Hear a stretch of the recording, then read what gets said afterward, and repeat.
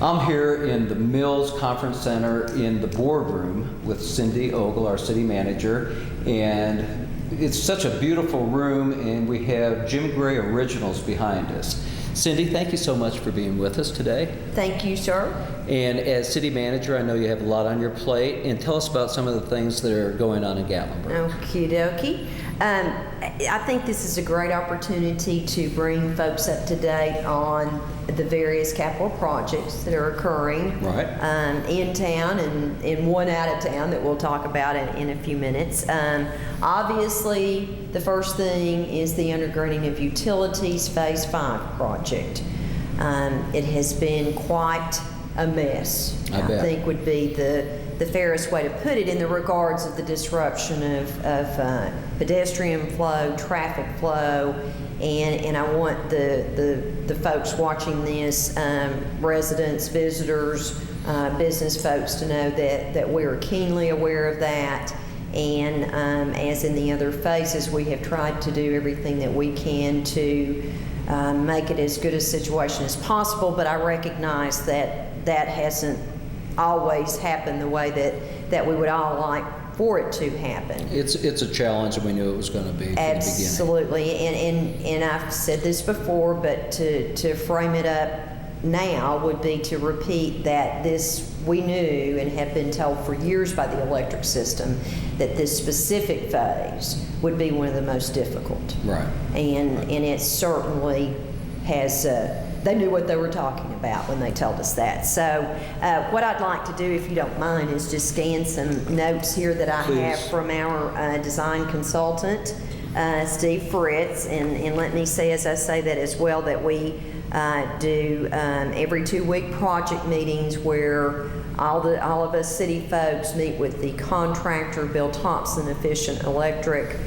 Steve Fritz, the design consultant, all the utilities, and I do think that has helped in terms of keeping the project flowing as well as it can. So I do want to say that we started doing that, I guess, in even the second Phase 2 of the undergrounding, and so we continue doing that. So here's some good news. The duct bank will be complete by April the 1st, which was the deadline in the contract. And the duct bank is? The duct bank is the area that is required to be constructed to put the utilities underground. Gotcha. In the duct bank is all the conduit that holds ultimately the electric lines, the telephone lines, the cable lines for the underground happening. Gotcha. And so the duct bank is on both sides of the road. And again, the target date in the contract with Efficient Electric was that work would be complete by April 1st. And so the good news is that they are going to meet that deadline, which is the most, that is the project, right, in terms of the disruption of the traffic flow and the pedestrian flow. So that part will be complete. Now, that's not to say everything's just going to be wide open great, because here's some other milestones. But the first thing I wanted to say is that also all the asphalt patchwork has been completed, and that's another important thing, to try to get more than 2 lanes open, which is what has caused such a traffic problem, particularly on these weekends this calendar year. And then the other note here is that Sevier County Electric has been pulling their cable, their lines all week. So that's actually ahead of schedule for Sevier County to be doing that. But here's some other milestone dates. All the sidewalks should be poured by the end of April. The parkway should be milled and paved the first 2 weeks in May. Street furnishings installed also the first 2 weeks in May, and then the overhead lights will come down the last 2 weeks in May, if not sooner. So we are on schedule to be complete as required by May 31st. So it'd be fair to say the worst part of it is behind us. I would really like for the design consultant to be here and the contractor to say that, but I think from my perspective, I think from the general public's perspective, Again, the duck bank work, when it gets completed, now that's not to say that there's not going to still be some lane closures and Right. some sidewalk closures, but getting that done is a huge accomplishment. Because I know the intersection of Reagan Drive was really challenging with everything. Yes, that sir. was Yes, there. sir. And even on the other side, on the Maples Lane side of it, there were 2 or 3 water breaks that occurred that actually set the contractor back, but he's, regained time, or he's on schedule. So even with those setbacks, he's and I've said this before too, but I would be remiss if I didn't say that Bill Thompson and Efficient Electric, and Ronnie is the supervisor on the project. They do a great job in terms of really trying to do everything they can to mitigate situations, to make the situation as positive as possible, and work really well with us, I hope and think, with the business folks. And so we're really glad that they're on the team again. And probably the most positive thing is you can look at the past 4 phases and it's well worth it. And you wouldn't settle for anything but that, after it is underground. And so, it's been hard, but I'm thrilled that it's coming to an end, and it's just going to really make a dramatic difference in our downtown. I think so too. I have, in talking with colleagues throughout the state, being involved in the Tennessee City Managers Association, been pleasantly surprised to even have, we're a rather competitive bunch, and to even have those folks commenting on how amazingly different town looks with It the really does. undergrounding and with Yeah. the new sidewalks and the new street furniture, and it's the whole package. And so it's a very difficult situation, again, that the city recognizes for the business folks, particularly the folks in the area, the folks around the area for the business district. But if we can just look far enough down the road, I think we know how positive an impact this project is having on our town. Absolutely. What else do we have going? Let's see, what else do we have going? We have an update on the Highway 321 landscaping project, another project of great public interest. And here's what Marty Nicely's reporting to me in that regard, is that the irrigation is completely installed. The planting is about 60% complete. Most of the trees and shrubs have been planted. What remains are some perennials, native grass, and wildflower mixes. He goes on to say that there is also stonework that is to be placed at the ends of the medians, and all of the remaining work should be completed by the end of May. The end of May is becoming our mantra here, isn't it? So he goes on to note that he wants me to remind everyone that this landscaping plan is one that will look better every year as the plants mature. Of course. Of course. So, but I do think it's important to state that for the benefit of us all as we look at that. I do want to comment on something that I've heard quite a bit about, and maybe you were going to ask me about it. Go ahead. There's some storm grates that are out there along I was going to ask you about those.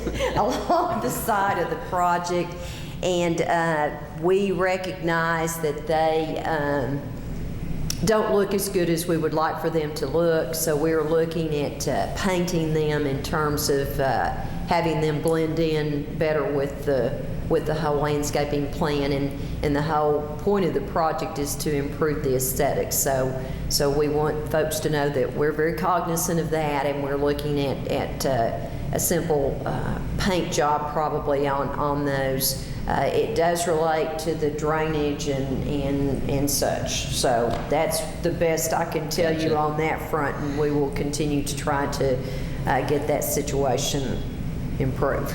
Just roughly in a dollar amount, how much money is being spent on landscaping? I think that's important. The dollar amount, actually, I don't even have in front of me, but I know that it is around $1 million. That's what I thought. Right, Yeah. right. In the history, just very quickly, because a lot of this is redundant, but the history is that the city City administration put together a plan and you city commissioners blessed it probably, 4 years ago?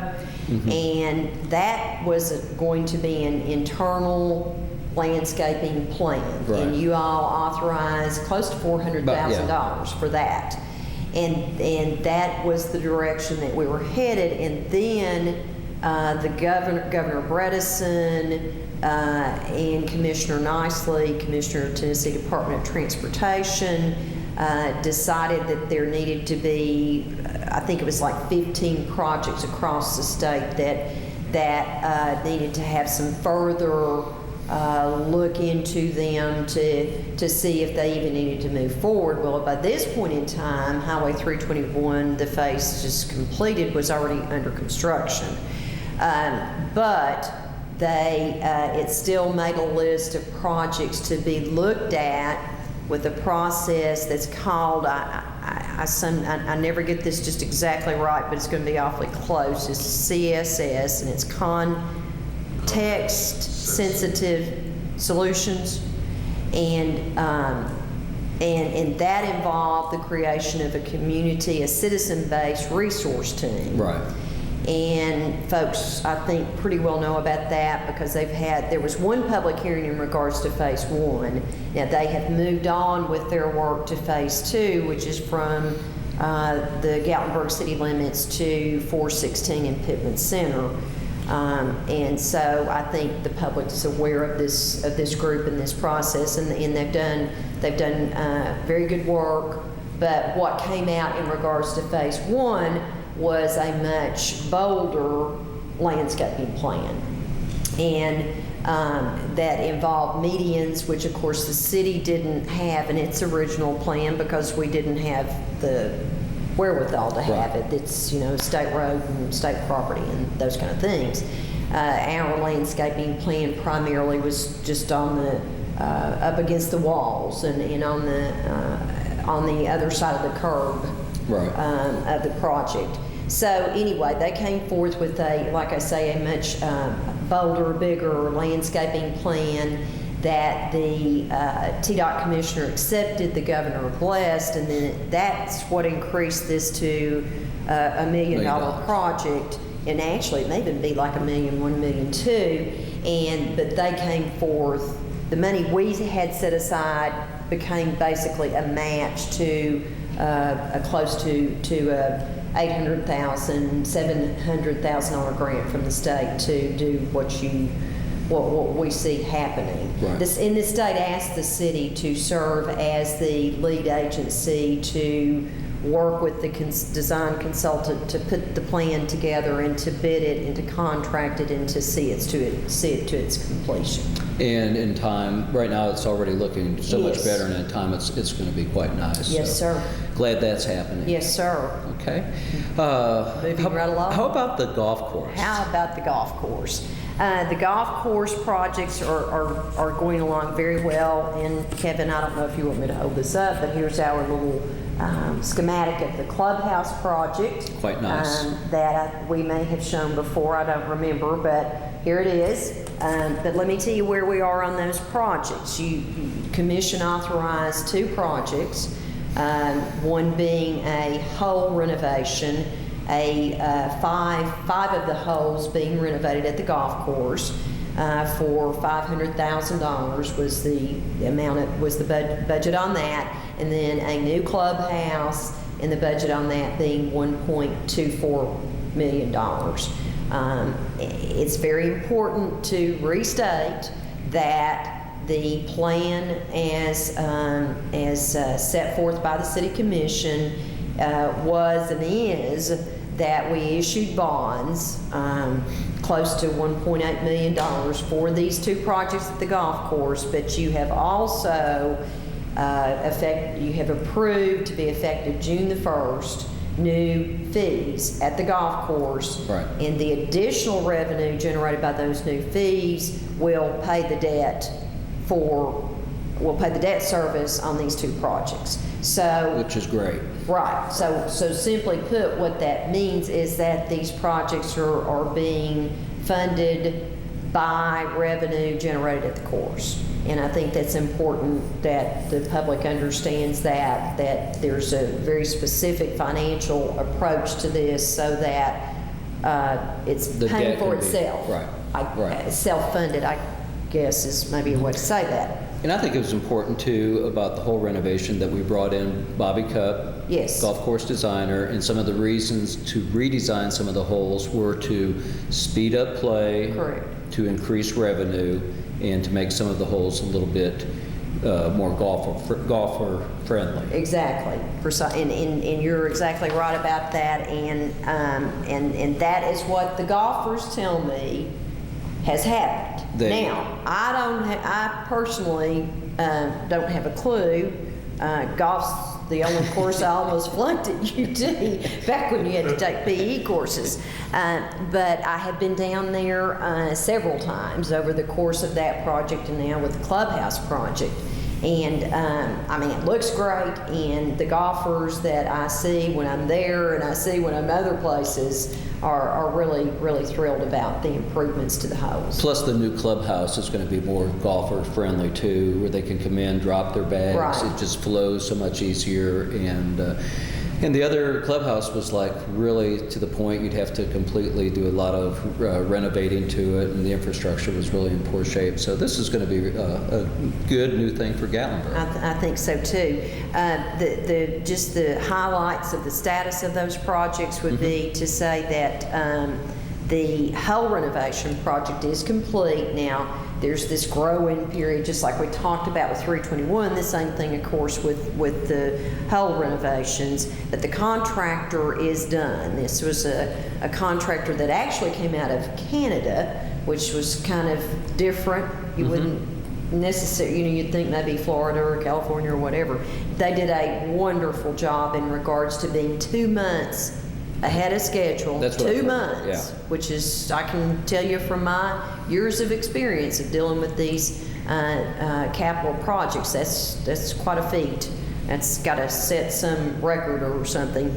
And they came in under budget, even considering that if you remember, the original bid was to do these 5 holes, of which I've got the numbers, and it's like number 2 and 7 and 13 and 11 and 6. 6. Yeah.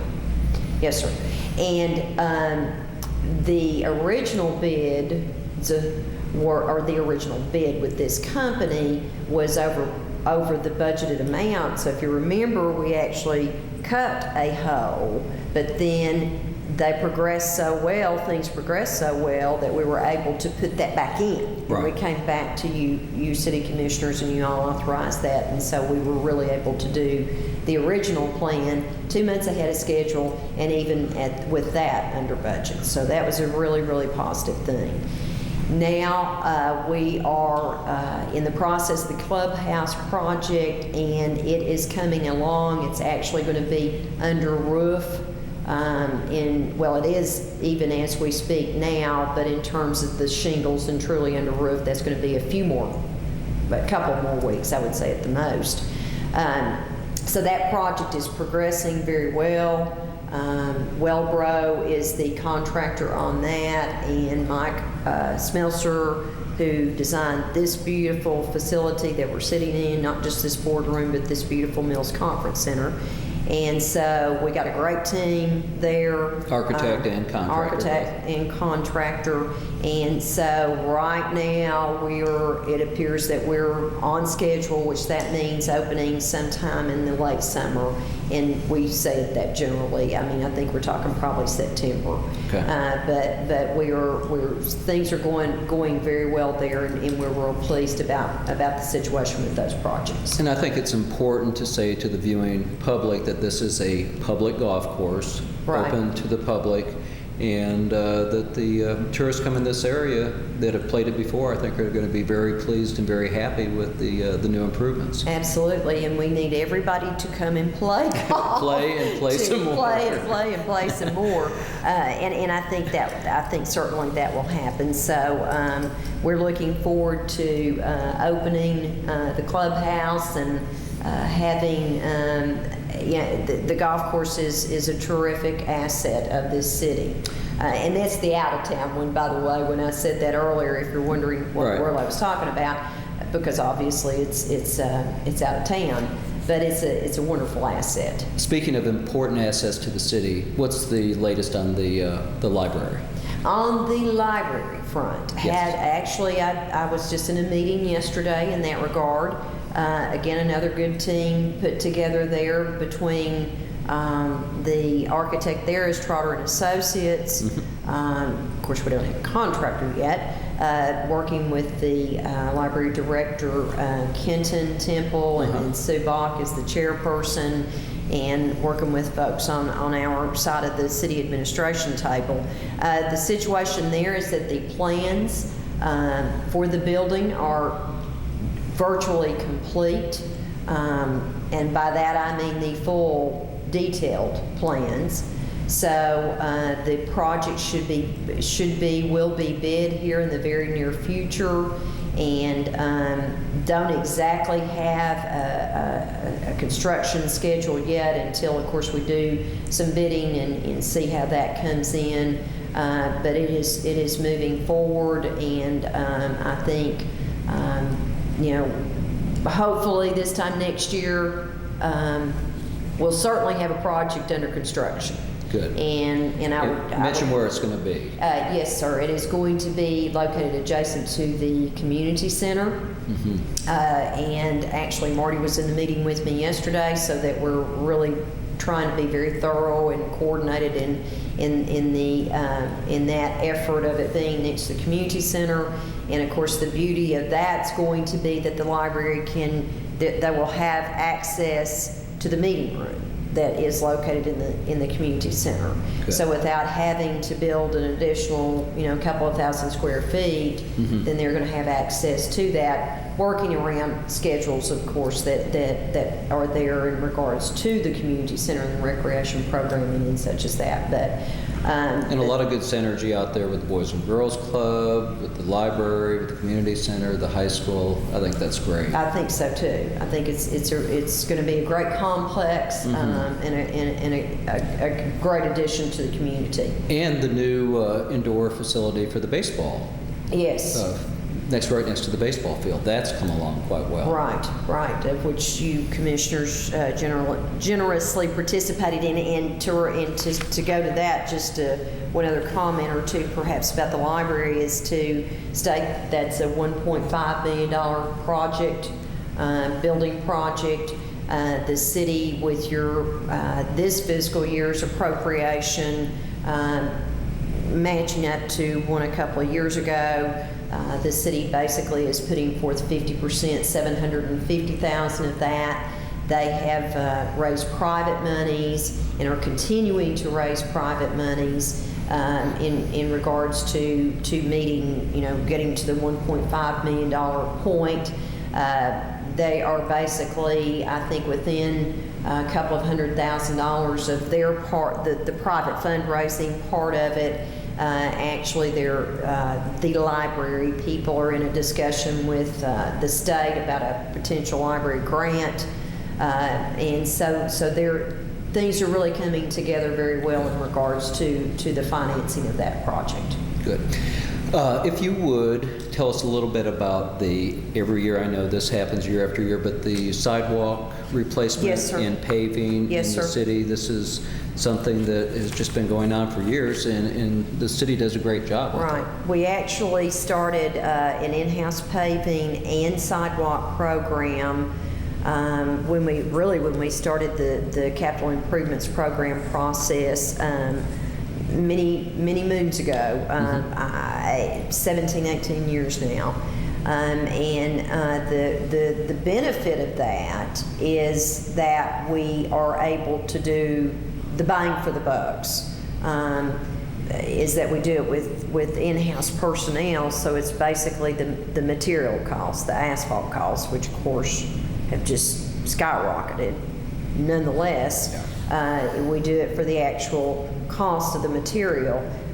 This year's paving program's main focus, though, there's not as numerous roads because of the need to redo this road, Historic Nature Trail Airport Road, right out here in front of us, and then also Cherokee Orchard Road.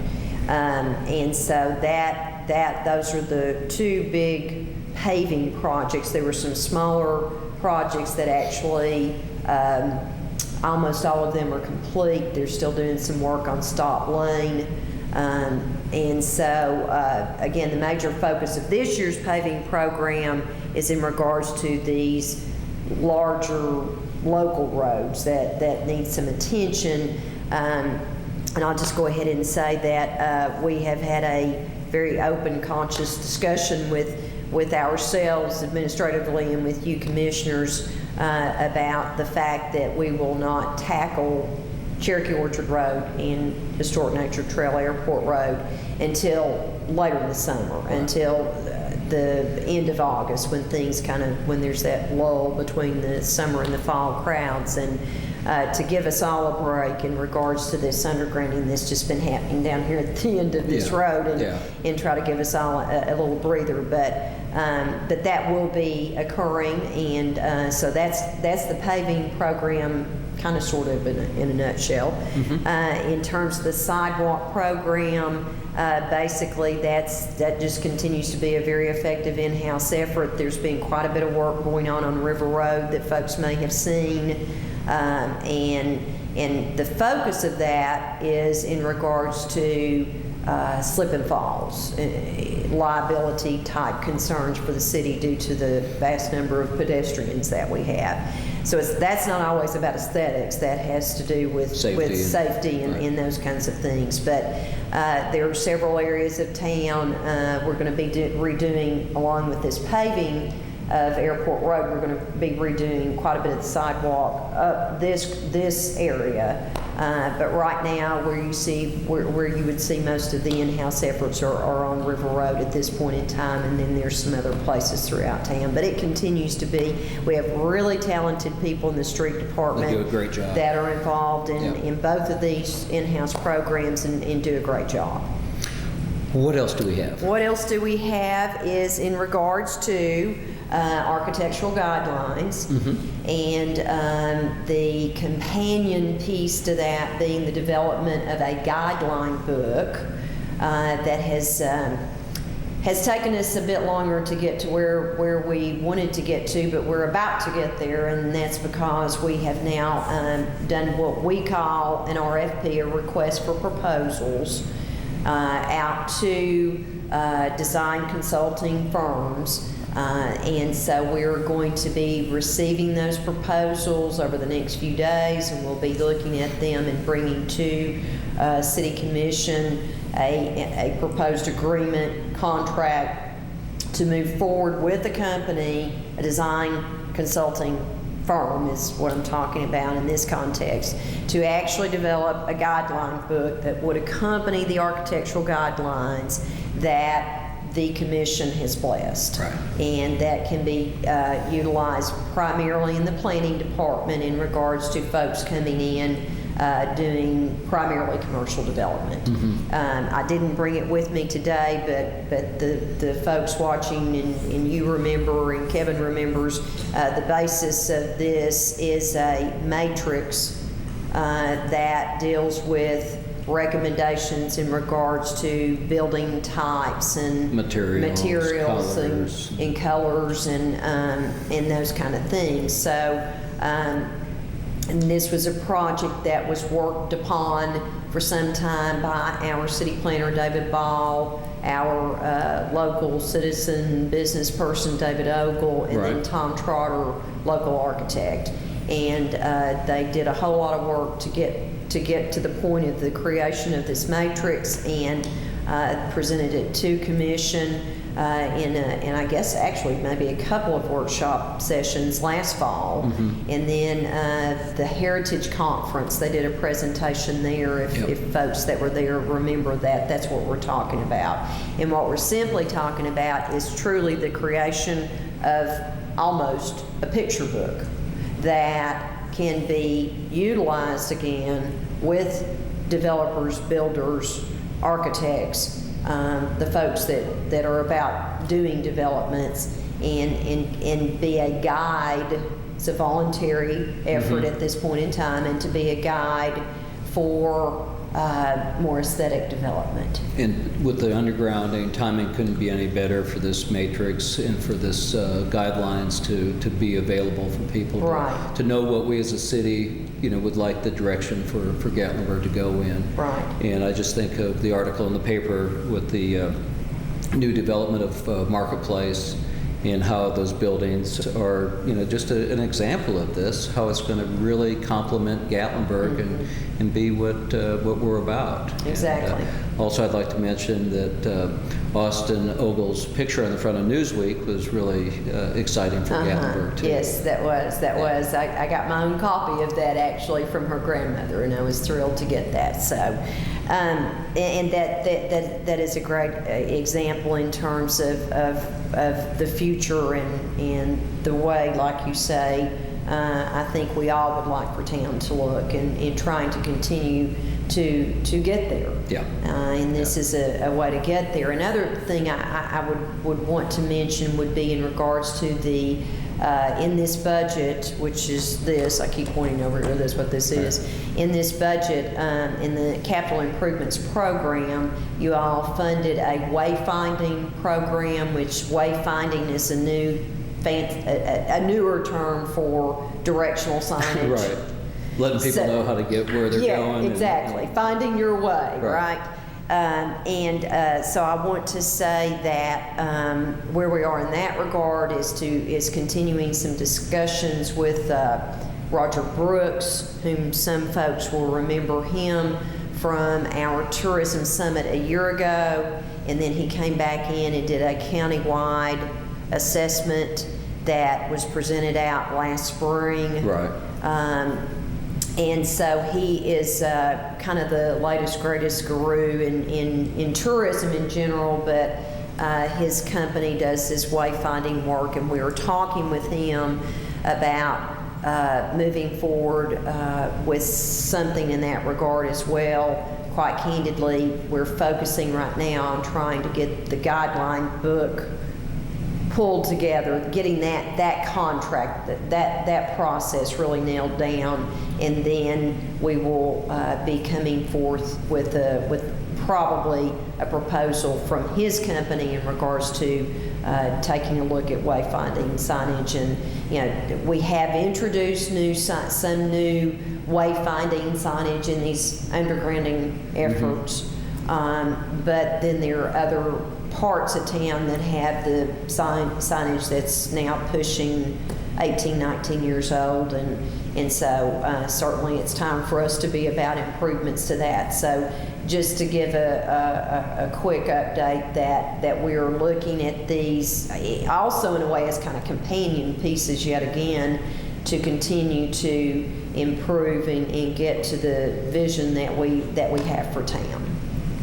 And it makes it so much more visitor friendly. Right. That it's in an aesthetic way, but then again, in a very intelligent way, telling them how to get where they want to go. Right. And I think that's great. Right. Tell us a little bit about the Saratoga group or project, whatever that is. There's been a little talk about that. Right. The Saratoga Associates, I think, is their actual God-given name. And they are the company that has been selected to do the county-wide, I call it ridgetop study, they call it hillside and ridges study, but basically the county-wide ridgetop study. And it's county-wide in the regard that the county is participating, the cities are participating, the cities of Sevierville, Pigeon Forge, and us. We actually had a conference call with them here recently, so the study project is very much underway with an anticipated completion date at the end of August. And in the meantime, there will be public meetings held in the respective jurisdictions, respective entities we are all equally funding. It's $14,500 per person, so whatever that is times 4 is what the contract is for. And so there's a very serious effort now, officially, fully underway in regards to studying the situation throughout the county as it relates to protection of hillside and ridge tops, and so that is underway. I think this is extremely important, and it's something that I know that as commissioners and as a city, we're very interested in to see what we can do to really protect our environment and control the amount of development. And I think that the county has just exploded so much in the last several years that we have to be really conscious of protecting what we have. So I'm thrilled to hear that we're doing this, and look forward to future work with it. Yes, sir. Me too. We are so blessed with these mountains. That's why we're sitting here today, able to do an inside Gatlinburg interview. I mean, it's what created this area, and as you say, it's what we've got to do our best to do better to protect. And so, of course, in the case of Gatlinburg, we are so very, very blessed to be bordered by the park on 3 sides. Mm-hmm. And I have said on many an occasion that we're just so very fortunate for that to be the case for us. Now, it causes some real challenges as it relates to infrastructure when you're this mountainous town that we are.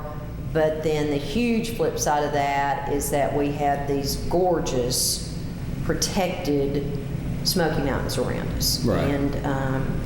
But yet this study will, actually the park is going to be involved in the study. The park is not a funding partner or an actual signing on the contract partner. But they are very interested, needless to say, and they will be involved in the work of the study as well. So, and like I say, there will be public meetings and opportunity for the public to participate, and we'll look forward to seeing what comes forth the end of August. That sounds good. Cindy, do you have anything else that you'd like to share with us? I don't think so at the moment. I'd be happy to talk about anything else if you think we need to, but I think that covers a lot. I think it covers a lot, and to me it's exciting that we are doing a lot of good, positive things for the future of Gatlinburg, and we do have such a wonderful city here. And Kevin and I were in the park the other day and doing some filming for a new film for Parks' Classroom. And it was just a beautiful setting. It was out at Metcalf Bottoms, and a lot of the people from Bass Pro Shop and Orvis and the park, a lot of the park employees were there participating, and you saw people fly fishing in the river, and it just really reminds us of where we live and what we have. So thank you for sharing all these things with us, and just absolutely not. I'm gonna have to do this because you said fishing in the river, and yes. It just occurred to me that folks may be seeing the project occurring down at Herbert Holt Park, and wondering what in the world we are doing. Because I had to remind myself, so I'm sure others would appreciate knowing or being reminded, and that is the construction of a handicap fishing facility that you commissioners rejuvenated that project soon after Bill Stevens' passing. That was he was very involved in getting that to the commission table after he was a commissioner and former mayor. And so you all have rejuvenated that project and told us to go forth and get it pulled together. And so we got a grant from the Tennessee Wildlife Resources Agency and also from the State Recreation Division. And I'm not saying that exactly right, but that's basically where it's coming from. And then local money. And so that is what is occurring at Herbert Holt Park. The time frame there is a late May. I know it sounds like I'm just making this date up, but I'm not sure that one's on schedule because, very candidly, I didn't do a specific check on it today. But everyone can see that it is well underway. and I think it will be a wonderful tribute to Bill Stevens, who was the ultimate fly fisherman, or at least he told me he was. He I didn't know enough about it to argue with him. No, he was. And someone who gave so much to this community. Yeah. So I think Yeah. it'll be a wonderful tribute to him. And I mentioned that project to a couple of the guys from the park, Matt Culp and Steve, I can't remember his last name, but they're with the fishery part of it, and they were thrilled to hear about the handicap fishing ramp, especially for the handicap and for kids to be able to fish there. Exactly. So I'm glad Exactly. you thought Yes. of that. Okay, well, Cindy, thank you. Okay, Look thank forward you. to doing this again. All right, great. Thank you.